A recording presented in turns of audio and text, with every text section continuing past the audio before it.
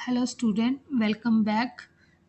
अभी पता है कि हम DSSB स्पेशल एजुकेटर की PYQ की सीरीज़ कर रहे हैं, जिसमें आज हमारी 3rd क्लास है और आज हम 21वें क्वेश्चन से स्टार्ट करेंगे।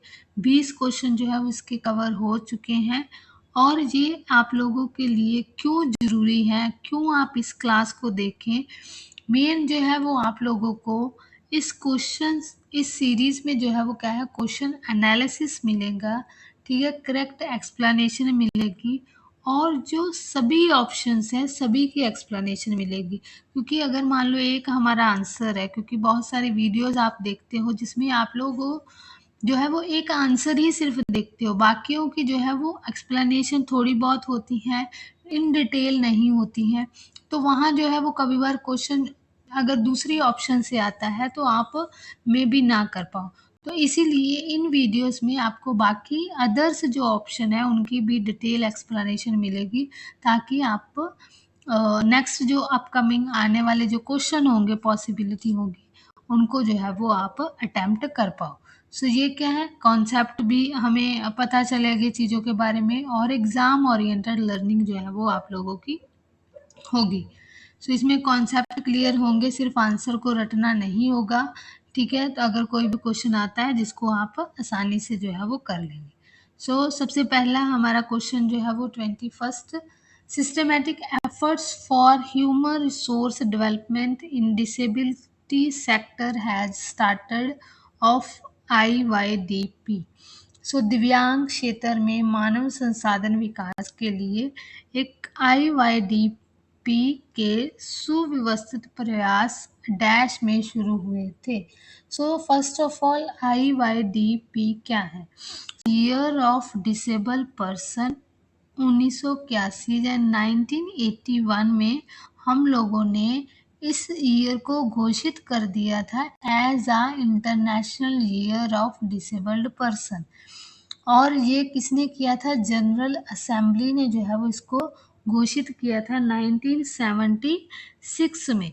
तो इसका क्या मेन मकसद क्या था कि हमें जो है वो इसको प्लान ऑफ एक्शन भी कहते थे। इसका मेन था कि नेशनल लेवल पे, ठीक है, राष्ट्रीय लेवल पे हो, रीजनल लेवल पर हो, इंटरनेशनल अंतरराष्ट्रीय लेवल पर जो है वो हमें इक्वलाइजेशन ऑफ अपॉर्चुनिटी जो है वो प्रोवाइड करनी है, रिहैबिलिटेशन देना है और प्रिवेंशन करनी है डिसेबिलिटी से।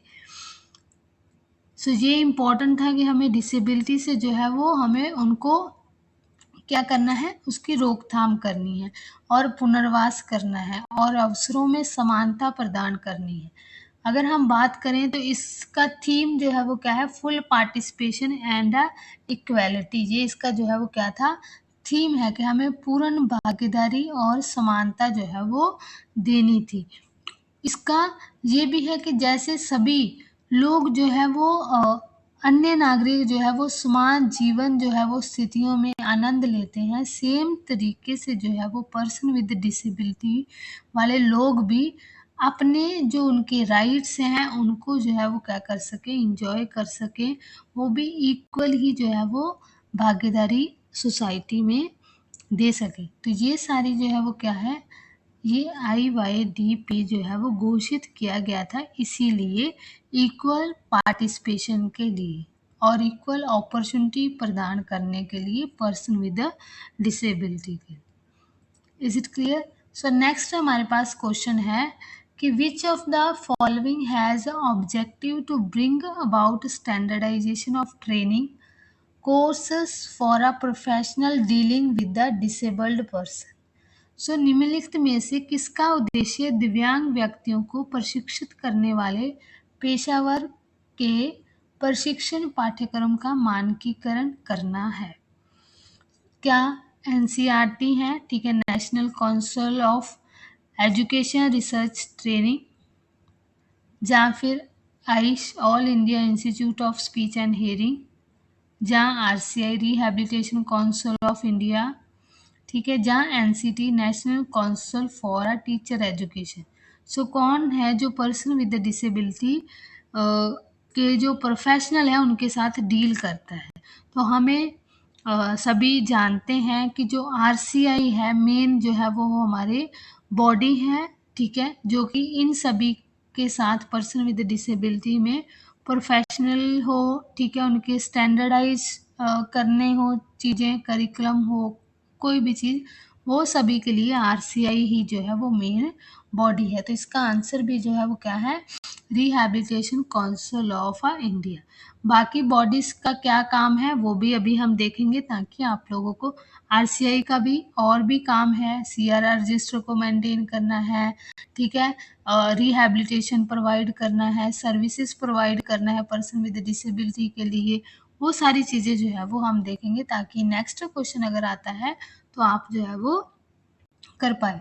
सो हमें पता है जो आरसीआई है, सबसे पहले आप लोगों को पता होना चाहिए कि 1986 में जो है वो ये एक एज अ सोसाइटी जो है वो क्या है, इस्टेब्लिश हुई थी, रजिस्टर हुई थी 1986 में। ये बॉडी रजिस्टर हो के एक्ट में जो है वो rehabilitation council of India act के थ्रू जो है वो एक स्टैट्यूटरी बॉडी का दर्जा जो है वो इसको मिल गया था। इसका जो है वो मेन ऑब्जेक्टिव क्या है, जब फंक्शन अगर हम बात करें तो standardize training courses, rehabilitation professional and the special educator. तो हमें पता है कि स्टैंडर्डाइज जो ट्रेनिंग कोर्सेज है, जैसे एमएड स्पेशल एजुकेशन हो, डीएड स्पेशल एजुकेशन हो, बीएड स्पेशल एजुकेशन हो, वो सारे ही जो है वो स्टैंडर्ड जो सेट करती है वो आरसीआई बॉडी करती है। नेक्स्ट रेगुलेट करती है, मॉनिटर करती है इंस्टीट्यूशन को, जो कि जैसे आप लोगों ने आयुष देखा है, अदर्स जो कॉलेजेस हैं उन सभी को रेगुलर करना, मॉनिटर करना जो है वो आरसीआई का ही काम है। और एक हमें जो है वो आफ्टर कंप्लीशन आवर बीएड हो, डीएड हो, उसके बाद में हमें सीआरआर रजिस्टर मिलता है, एक नंबर मिलता है, जो कि आरसीआई ही उसको मेंटेन करती हैं, कितने स्पेशल एजुकेटर हैं, कितने ऑडियोलॉजिस्ट हैं, वो सारा ही जो है वो क्या होता है उसमें रिकॉर्ड रहता है। नेक्स्ट क्या है, ensure that only RCI registered professional can practise as a rehabilitation professional India. So जो आरसीआई है वो भी ये भी इंश्योर करती है कि जहाँ भी रिहैबिलिटेशन सर्विसेज प्रोवाइड हो रही हैं तो वहाँ ओनली जो आरसीआई से रजिस्टर्ड प्रोफेशनल है, जो कि सीआरआर जिनके पास नंबर होगा, वही ही लोग ही इन संस्थानों पे जो है वो काम करें। ये भी जो है वो आरसीआई का काम है। सो हमें पता है कि बहुत सारे प्रोफेशनल हैं, ठीक है, स्पेशल एजुकेटर हैं, स्पीच लैंग्वेज पैथोलॉजिस्ट है, ऑडियोलॉजिस्ट है, क्लिनिकल साइकोलॉजिस्ट है, ऑक्यूपेशनल हो, फिजियोथेरेपिस्ट हो, रिहैबिलिटेशन साइकोलॉजिस्ट हो, और भी, ठीक है, जितने भी प्रोफेशनल हैं वो आरसीआई के अंतर्गत आते हैं, जो स्पेशल, जैसे ईयर मोल्ड टेक्नीशियन हो गया, ठीक है, प्रोस्थेटिस के वाले होंगे, वो सारी चीज़ें जो हैं वो इसमें आ जाती हैं। ये हिंदी में है, ठीक है। नेक्स्ट हमारे पास है एनसीईआरटी। सो एनसीईआरटी क्या है, ये आप लोगों ने याद रखना है, ये कब स्टैब्लिश हुई, क्योंकि कभी बार आप लोगों को मैच द फॉलोइंग में आ जाता है, इनके स्टैब्लिश ईयर पूछ लेते हैं। तो एनसीईआरटी 1961 में गवर्नमेंट ऑफ इंडिया ने स्टैब्लिश किया था। इसका काम क्या है, मेन डेवलप करना स्कूल करिकुलम, ठीक है, नेशनल करिकुलम फ्रेमवर्क जो आप देखते हो, एनसीईआरटी बुक्स प्रिपेयर करना हो, कंडक्ट करना एजुकेशनल रिसर्च, डेवलप करना teaching learning material and train करना स्कूल टीचर्स। तो ये सारी चीज़ें जो है वो इसकी हैं, और ये जनरल स्कूल एजुकेशन के लिए हैं, ये चीज़ें याद रखनी है। और इसका हेडक्वार्टर जो है वो नई दिल्ली में है, ये भी आप लोगों ने याद रख लेना है, कभी बार हेडक्वार्टर पूछ लेते हैं। नेक्स्ट हमारे पास है Ayush, all India institute of speech and hearing. ये इस्टेब्लिश हुआ था 1966 में मैसूरू कर्नाटका में।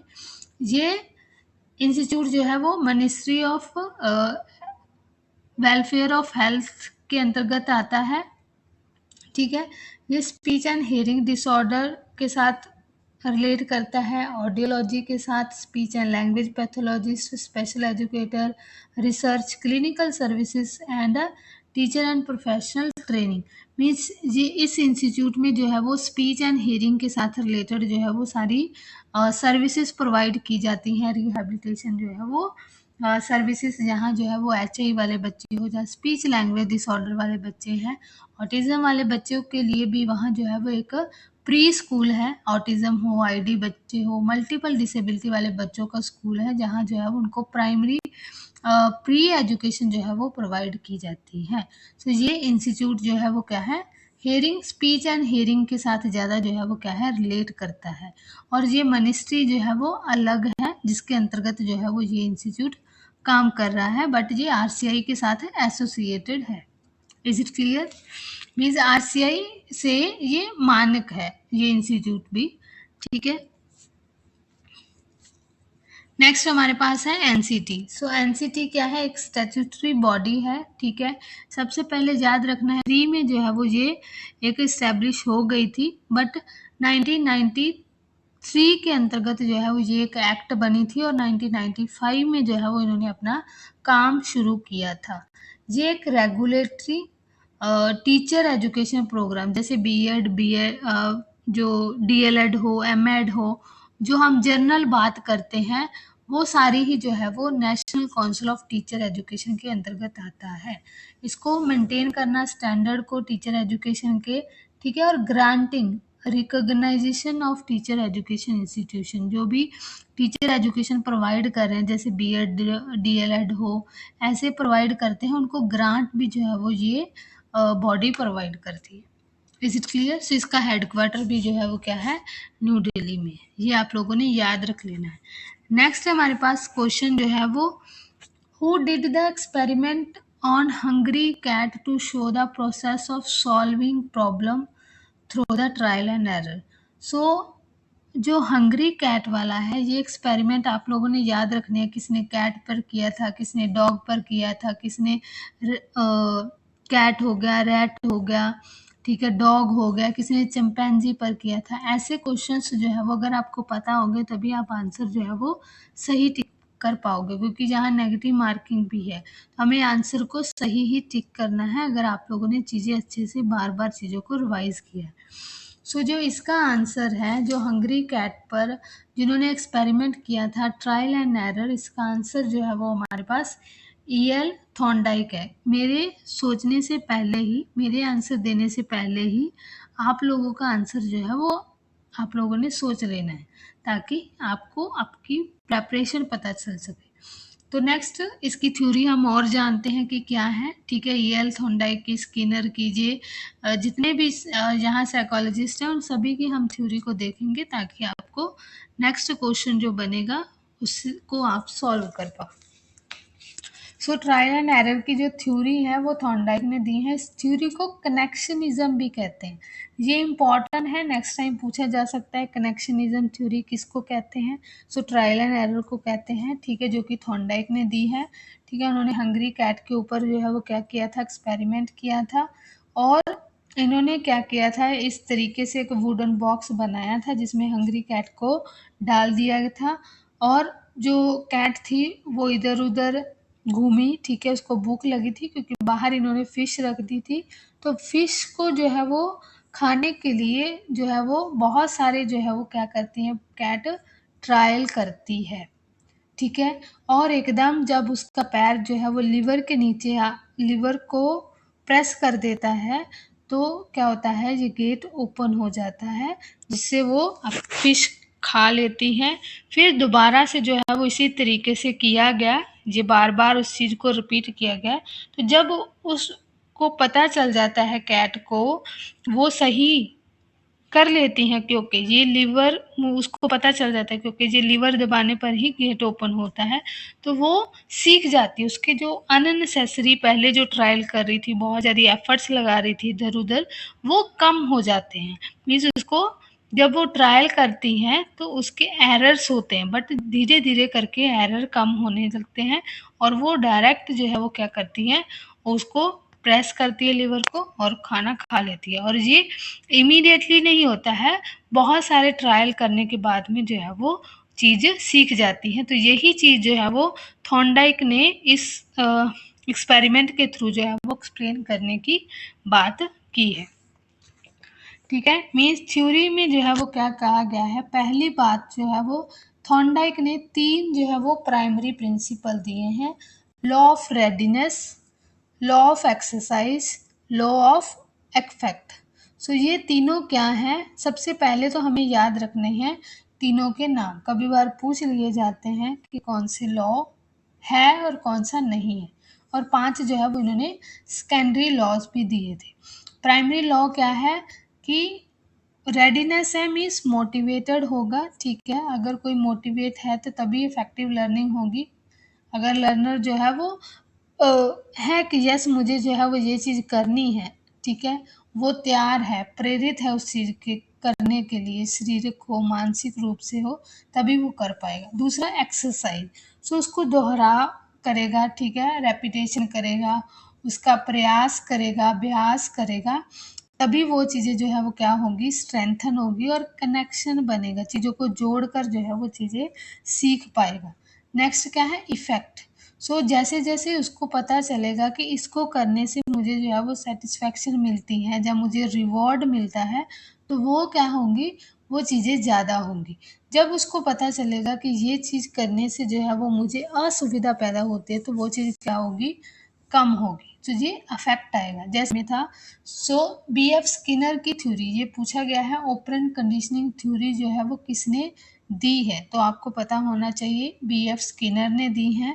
सो इन्होंने जो है वो क्या मेंशन किया है इस थ्योरी में कि इन्होंने रीइंफोर्समेंट की बात की है, ठीक है, आपको पता होना चाहिए रीइंफोर्समेंट, अगर पूछा जाए रीइंफोर्समेंट की बात किसने की है, तो आप लोगों ने याद रखना है कि स्किनर ने की है।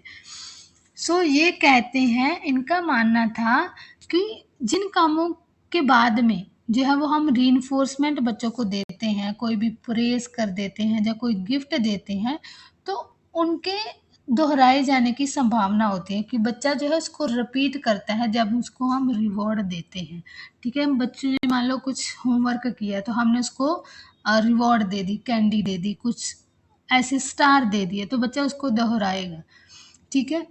और जिन कामों के बाद में बच्चे को जब पनिशमेंट मिलती है, ठीक है, तो उनको जो है वो बच्चा क्या करेगा, कम करेगा, उसको पता चल जाएगा अच्छा ये मैंने नहीं किया है, अब मुझे क्या है, सजा मिली इसके लिए, तो ये काम मुझे नहीं करना है। तो इस तरीके से उन्होंने रीइंफोर्समेंट की बात की है, ठीक है, पनिशमेंट की बात भी जो है वो क्या है, स्किनर ने की। आप लोगों को यही पूछ लिया जाता है पनिशमेंट की बात किसने की, रीइंफोर्समेंट की बात किसने की है, ऑपरेंट कंडीशनिंग की बात किसने की है। ये जितने भी वर्ड्स जो मैं आपको बोल रही हूँ, वही आपके क्वेश्चंस बन जाते हैं। सो पॉजिटिव रीइंफोर्समेंट क्या होता है, पॉजिटिव रीइंफोर्समेंट होता है कि जब किसी व्यवहार को हमें बढ़ाना है, हम चाहते हैं कि बच्चा ये वाला व्यवहार को करे, ठीक है, और आगे बढ़ाए कि यस ये बच्चे का बहुत अच्छा बिहेवियर है, इसको हम प्रमोट करना चाहते हैं, तो हम किसी तरीके की ट्रीट या प्रेज बच्चे को देते हैं, तो वो हमारा पॉजिटिव बिहेवियर, पॉजिटिव रीइंफोर्समेंट होगा। अब नेगेटिव रीइंफोर्समेंट क्या होगा कि जैसे हम उससे क्या कर लेते हैं, किसी भी व्यवहार को बढ़ावा देने के लिए एक बुरी चीज़, जैसे कि तेज परेशान करने वाला कोई भी शोरगुल की आवाज़ है, उसको हटा देते हैं, तो वो क्या है, हमारा नेगेटिव रीइंफोर्समेंट होता है, ठीक है। पनिशमेंट क्या होता है, एडिंग द अनप्लेजेंट कॉन्सिक्वेंस और taking away the privilege to stop an unwanted behaviour, means कि किसी भी अनचाहे व्यवहार को रोकने के लिए उसके जो बुरा नतीजा है, या कोई भी असुविधा, कोई भी उसकी जो सुविधा है उसको छीन लेते हैं, ताकि बच्चे को वो पनिशमेंट दे रहे हैं बट फिजिकली नहीं दे रहे हैं, हम उससे चीज़ जो है वो क्या कर रहे हैं, ले रहे हैं जो बच्चे को पसंद है, तो वो हम पनिश कर रहे हैं बच्चे को। नेक्स्ट शेप करना, अब शेप होता है बिहेवियर को शेप करना, कि जो हम चाहते हैं कि बच्चा ऐसा बिहेवियर करे जो हमारा डिज़ायरेबल गोल है, सो उसको हम क्या करेंगे, बिहेवियर को और स्मॉल स्टेप्स में करेंगे और छोटे छोटे रिवॉर्ड बच्चे को देते जाएंगे, और धीरे धीरे करके हम उस जो हमारा डिज़ायरेबल गोल है उसको अचीव कर लेंगे। तो ये सारा एक्सपेरिमेंट जो है वो स्किनर ने किया, ठीक है, आप लोगों ने याद रखना है, उन्होंने जो है वो किस पर किया था, रैट के ऊपर ये एक्सपेरिमेंट जो है वो किया था। नेक्स्ट हमारे पास जो है वो क्या है, गुथरी, ठीक है, गुथरी सेड कि लर्निंग जो है वो क्या है, हैपन होती है सिचुएशन के अकॉर्डिंग। जिस तरीके का सिचुएशन होगा उसी तरीके का हम रिस्पॉन्स जो है वो देते हैं, और ये टुगेदर होती हैं। व्हेन द सेम सिचुएशन, जब सेम सिचुएशन हमारे आगे आती हैं तो हम क्या करते हैं, सेम एक्शन जो है वो रिपीट करते हैं। अगर आपसे पूछा जाता है कि रीइंफोर्समेंट को किसने जो है वो नहीं माना, या रिवॉर्ड एंड पनिशमेंट को किसने नेसेसरी नहीं माना है, तो आप लोगों ने याद रखना है कि जो गुथरी है उन्होंने रीइंफोर्समेंट, रिवॉर्ड एंड पनिशमेंट को नेसेसरी नहीं माना लर्निंग में। उन्होंने माना है कि situation and action become the connected, okay, not because of reward. So ये आप लोगों ने याद रखना है, ठीक है। नेक्स्ट हमारे पास क्वेश्चन है, ये मैंने क्वेश्चन आप लोगों ने आंसर जो है वो देने की कोशिश करनी है सबसे पहले, कि क्लासिकल कंडीशनिंग जो है वो किसने प्रपोज की है। ठीक, B.F. स्किनर ने, हमने अभी देखा कि ऑपरेंट कंडीशनिंग दी है, इवान पेवलोव ने क्या दी है, और ये दोनों आप लोगों ने याद रखने हैं, ये हम गेस्टाल्ट थ्योरी जो है वो इन्होंने दी है। जो क्लासिकल कंडीशनिंग है वो इवान पेवलोव ने जो है वो दी हैं। सो क्लासिकल कंडीशनिंग जो है वो क्या है, इसमें एक्सप्लेन किया गया है learning occur through the association. अब एसोसिएशन किसके साथ रिलेटेड है, क्लासिकल कंडीशनिंग के साथ। इसमें डेमोन्स्ट्रेट किया गया है, इसमें जो है वो डॉग के ऊपर एक्सपेरिमेंट किया था। He demonstrate that a natural and involuntary reflexes, means कि जो भी रिफ्लेक्सेस होती हैं जिस पर जो है वो किसी भी प्रकार की स्वाभाविक होती हैं, ठीक है, जिस पर कोई कंट्रोल नहीं है। सो अपने आप जो होने वाली प्रतिक्रिया है, जैसे कि लार टपकना, डॉग जो है वो किसी चीज को देखकर क्या करता है, खाने को देखकर क्या करता है, लार टपकाता है, तो वो अपने आप होने वाली है। सो उसको जो है वो जब किसी न्यूट्रल स्टिमुलस, न्यूट्रल स्टिमुलस क्या थी, बेल, ठीक है, बेल को देखकर तो कोई लार नहीं टपकाएगा। उसको एसोसिएट किया गया खाने के साथ, कि जब खाना देने से पहले उस बेल को बजाया गया, फिर खाना दिया गया, खाना देने से पहले बेल को बजाया गया, खाना दिया गया।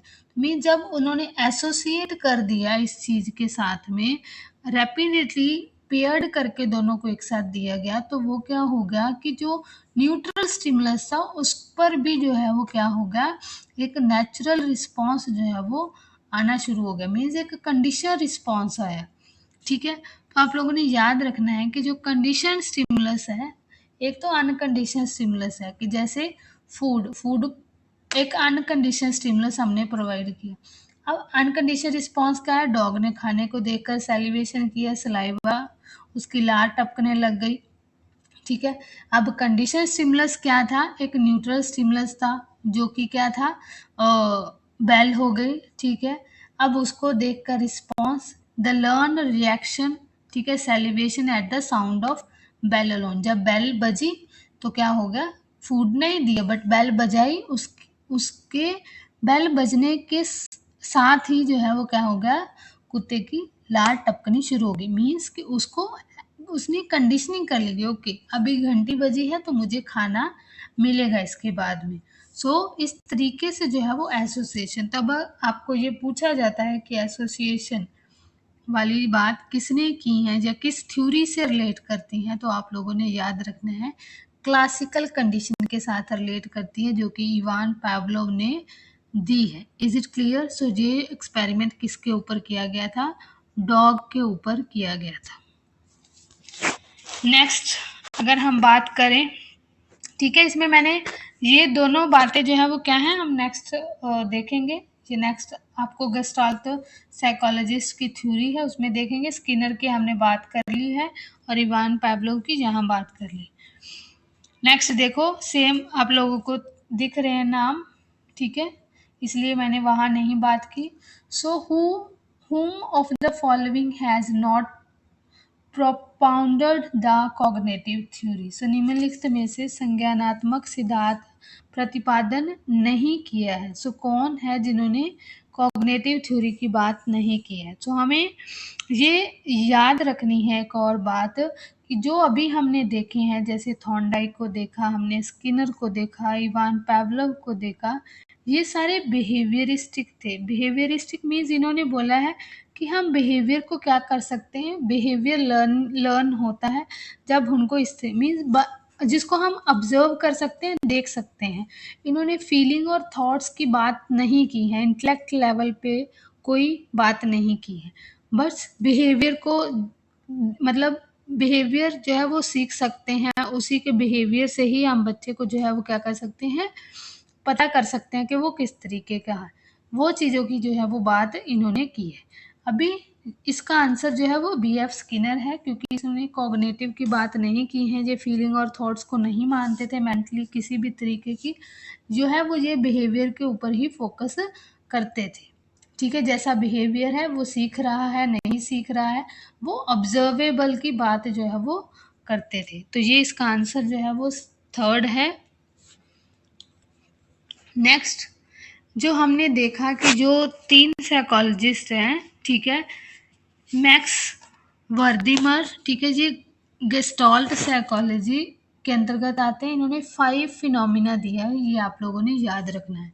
सो 5 फिनोमिना दिया है, ये फाउंडर भी माने जाते हैं Gestalt psychology. So Gestalt psychology में क्या था, he introduce the concept after the observing the 5 phenomena. इन्होंने दिया, अगर आपसे पूछा जाता है क्वेश्चन 5 फिनोमिना, ये इम्पॉर्टेंट है, 5 फिनोमिना किसने दिया था, तो मैक्स वर्दीमर ने दिया था। An optical illusion where blinking light create a perception of continuous motion like a moving sign. So means ये इन्होंने जो है वो एक ऑप्टिकल illusion की बात जो है वो की है। जब हम ब्लिंकिंग होती है लाइट, तो हम क्या करते हैं, उसको कंटिन्यू मोशन में देखते हैं। ठीक है, ये चीज़ों को क्या करते हैं कि हम ऑब्जेक्ट को कंप्लीट देखते हैं। मान लो कि मैंने जो है वो यहाँ ऐसे करके सर्कल बनाया, सर्कल नहीं बनाया, हाफ सर्कल बनाया, तो आप क्या करोगे, इसको फुल ही देखोगे, कंप्लीट देखोगे। यस, ये कम आधा है, बट इसके साथ आधा भी जुड़ा होगा। ठीक है, ये organising the whole rather than the sum of their individual part. ये इंडिविजुअल पार्ट को नहीं देखते, होल चीज की बात करते हैं। हिज फेमस फ्रेज, इनकी फेमस फ्रेज क्या थी, the whole is the greater than the sum of its a part. So ये इनकी इंपॉर्टेंट फ्रेज थी, ये भी आप लोगों ने याद रख लेना। So he establish the foundation principle of law human naturally group visually element together based on the proximity, similarity and a closure. So जैसे जैसे वो सिमिलैरिटी होंगी, मान लो कि ये चीज़ें आप लोगों को मैंने ये इस तरीके से लाइनें बना दी। अब क्या करेंगे हम लोग, जो है वो इसको देखेंगे, अच्छा ये एक ग्रुप है, ये बी ग्रुप है और ये सी। हमने किस बेसिस पर, क्योंकि वो दोनों पास पास थे, ये दोनों पास थे और ये दोनों, उसकी प्रॉक्सिमिटी को देखा, उसकी सिमिलैरिटी को देखते हुए हमने क्या कर दिया, उसको होल को चीज को देखा, तो इस तरीके से हमने उसको ग्रुपिंग में कर दिया। तो यही बात जो है वो क्या करते हैं, ये मार्क्स वर्दीमन जो है वो इस बात की इस बारे में बात करते हैं। सो ये गेस्टाल्ट साइकोलॉजी में जो नेक्स्ट भी जो हमारे पास साइकोलॉजिस्ट है, वो भी गेस्टाल्ट साइकोलॉजिस्ट हैं, वॉल्फगैंग कोहलर। सो कोहलर ने भी बात जो है वो की है, ये फेमस थे। Problem solving and learning in a chimpanzee का एक्सपेरिमेंट जो है वो किस पे ऊपर था, चिंपैंजी के ऊपर sir. He introduce the concept of insightful learning. अगर आपसे पूछा जाता है इनसाइटफुल लर्निंग किसने दी, तो आप लोगों ने याद रखना है कि कोहलर ने जो है वो इनसाइटफुल लर्निंग की बात की है। इनसाइटफुल का मतलब है कि सडन जो है वो रियलाइजेशन होता है किसी भी प्रॉब्लम का, कभी बार सडन चीज याद आती है। जैसे चिंपैंजी को जो है वो क्या किया था इन्होंने, एक केव में एक केव जैसे बनाकर रखा था, और उसमें क्या किया था, he place a banana out of reach of, इन्होंने बाहर बनाने को लटका दिया था जो कि चिंपैंजी के रीच में नहीं था। So instead of randomly guessing, so chimpanzee ने क्या किया था, देखा उसने, उसके पास स्टिक्स स्टिक्स थे, बॉक्स थे, उसने कनेक्ट किया स्टिक्स को और फूड तक पहुंच गया। He argued that perceive the entire field of the problem find the solution. So means जब हम चीज़ों को ऑब्जर्व करते हैं अच्छे तरीके से, तो हम सोल्यूशन तक जो है वो क्या करते हैं, पहुंच जाते हैं। Is it clear? सो इन्होंने भी जो है वो क्या है, इंसाइटफुल लर्निंग की बात की है, ये आप लोगों ने याद रख लेनी है, प्रॉब्लम सॉल्विंग की। और सडन लर्निंग की अगर बात हो कि सडन हमें जो है वो एक चीज़, ओके, प्रॉब्लम का सोल्यूशन हम अचानक जब निकाल लेते हैं, तो वो वॉल्फ कोहलर ने दिया है। Is it clear? Wolfgang Kohler. Next हमारे पास जो है वो कर्ट कोफका, ये भी गेस्टॉल्ट साइकोलॉजी के साथ रिलेटेड है। सो गेस्टॉल्ट थ्योरी के प्रिंसिपल थे, उन्होंने अलग अलग विषयों जैसे कि perception, memory, learning, child psychology में अप्लाई जो है वो किया था कि जैस इनके अलग अलग किस तरीके से विषयों विषयों में इन्होंने लागू करने पर ध्यान दिया था, मेमोरी में, परसेप्शन में, चाइल्ड साइकोलॉजी में, कि कैसे गेस्टाल्ट साइकोल थ्योरीज जो है वो अलग अलग विषयों पर भी जो है वो क्या करते हैं, उन पर भी हम लागू कर सकते हैं। नेक्स्ट इन्होंने जो है वो जो इंग्लिश स्पीकिंग वर्ल्ड था उन पर मेजर रोल इन्होंने वर्क किया था, principle of a gestalt psychology, ताकि वो लोग भी इस चीज़ों को जान पाएँ कि जो किस तरीके से गेस्टाल्ट साइकोलॉजी जो है वो काम करती है। जैसे मैंने देखा कि ना हम लोगों ने प्रॉक्सिमिलिटी, सिमिलैरिटी, क्लोज़र, इन्होंने बहुत सारे प्रिंसिपल दिए कि किस तरीके से हम चीज़ों को क्या करते हैं, होल में देखते हैं। ठीक है। नेक्स्ट जो है वो इन्होंने आर्गू किया था, इन्होंने एक तर्क दिया था कि सीखने की जो प्रक्रिया है वो हमारे आसपास के माहौल से ही होती हैं, कि हम उसको किस तरीके से दोबारा जो है वो फिर से उसको सुव्यवस्थित करते हैं, जो दोबारा उसको क्या करते हैं, रीऑर्गेनाइज जो है वो करते हैं। ये सारी चीज़ें जो है वो इन्होंने बात की थी। तो यहाँ तक ही आज हम रखते हैं। नेक्स्ट आप लोगों ने ये चीज़ याद रख लेनी है कि जो ये मैक्स वर्दिमम हो, वॉल्फ गैंग कोहलर हो, इंसाइटफुल थ्योरी ये हम देखेंगे, insightful learning and Kurt Koffka and Kurt Lewin, ये सारे ही जो है वो क्या है, गेस्टाल्ट साइकोलॉजिस्ट हैं। गेस्टाल्ट थ्योरी जो है वो इन्होंने सभी ने दी है। और बी एफ स्किनर हो और इवान पैवलव जो है वो क्या है, इन्होंने क्लासिकल कंडीशनिंग थ्योरी दी है, और ये बिहेवियरिस्टिक साइकोलॉजिस्ट हैं। सो ये आप लोगों ने याद रखना है। नेक्स्ट जो है वो हम इसको देखेंगे, ठीक है। और ये आप लोगों का होमवर्क कह लो, ठीक है, जिसको आप लोगों ने जो है वो करके लाना है कि कौन सी थ्योरी जो है वो इस चीज़ की बात करती हैं। और हम क्लासिकल कंडीशनिंग को देख चुके हैं, ठीक है, ऑपरेंट कंडीशनिंग को हम देख सकते हैं, देख चुके हैं, और इंसाइटफुल एंड सोशो कल्चर वाले को जो है वो हमें नेक्स्ट वीडियो में देखेंगे। So thank you so much.